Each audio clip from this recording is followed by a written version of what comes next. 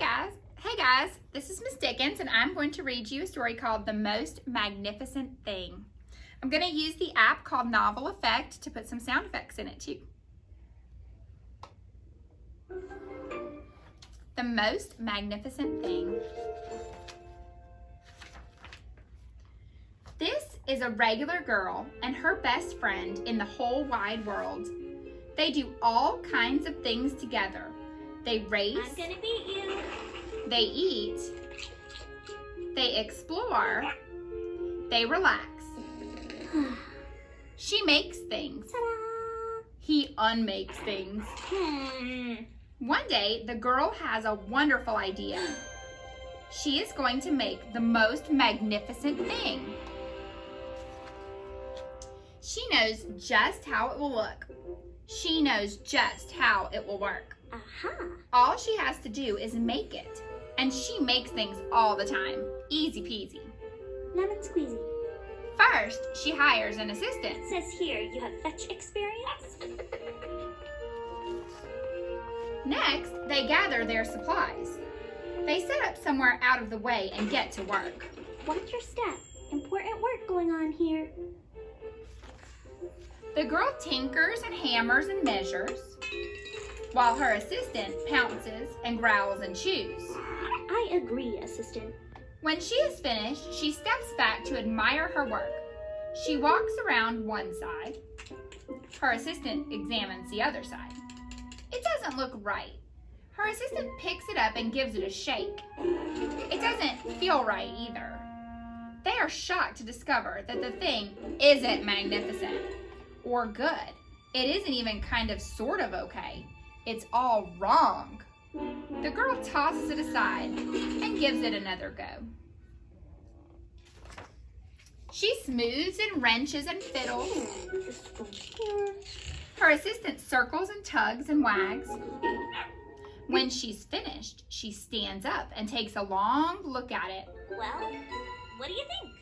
Her assistant gives it a nudge with his paw. The thing is still wrong. She decides to try again. The girl saws and glues and adjusts. She stands and examines and stares. She twists and tweaks and fastens. She fixes and straightens and studies. See, where was that? She tries all different ways to make it better. She makes it square. She makes it round. She gives it legs. She adds an antenna. She makes it fuzzy. She makes it long, short, rough, smooth, big, small. One even smells of stinky cheese. Ew. But none of them are magnificent. Her hard work attracts a few admirers, but they don't understand. They can't see the magnificent thing that she has in her mind. She gets mad. The angrier she gets, the faster she works. She smashes pieces into shapes. She jams parts together. She pummels the little bits in. Her hands feel too big to work, and her brain is too full of all the not right things. If only the thing would just work. Why won't you work? Crunch. The pain starts in her finger. It rushes up to her brain, and she explodes. It is not her finest moment. I'm no good at this. I quit. Her assistant suggests a walk. Fine. It's not much help at first, but before long, she starts to feel different. Bit by bit, the mad gets pushed out of her head. As they stroll along, she comes across the first wrong thing she made. The bad feelings are about to start all over again. Then she notices something surprising. Wait a second. There are some parts of the wrong things that are really quite right. The bolt on one, the shape of another, the wheel to seat ratio of the next. There are all sorts of parts that she likes. Aha!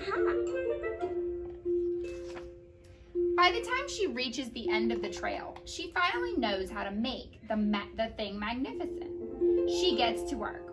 She works carefully and slowly, tinkering, hammering, twisting, fiddling, gluing, painting. Her assistant makes sure there are no distractions. This is the perfect thing to ward off bears. This will stop that leak. This one is all wet.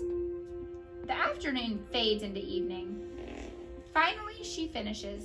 She alerts her assistant. Wake up, sleepyhead. The pair take a good long look. It leans a little to the left, and it's a bit heavier than expected. The color could use a bit of work, but it's just what they wanted. They climb aboard and take it for a spin. They are not disappointed. It really is the most magnificent thing. The end.